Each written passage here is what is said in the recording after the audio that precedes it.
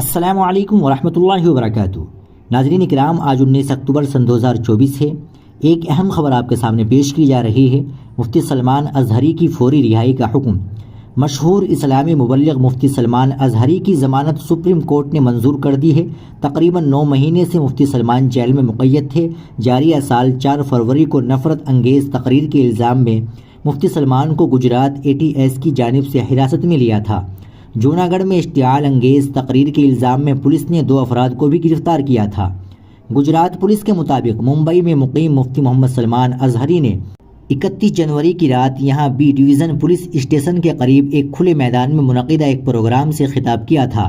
الزام ہے کہ مفتی صاحب نے نفرت انگیز تقریر کی ہے۔ پولیس نے اس معاملے میں FIR درج کی تھی۔ اس معاملے میں تعزیرات ہند کی مختلف دفعات کے تحت کیس درج کیا گیا ہے۔ ناظرین اکرام، آپ اس خبر کے تعلق سے کیا کہنا چاہیں گے؟ کمنٹ باکس میں ضرور بتا دیں۔ ویڈیو کو لائک اور شیئر ضرور کر دیں۔ چینل کو بھی سبسکرائب کر لیں۔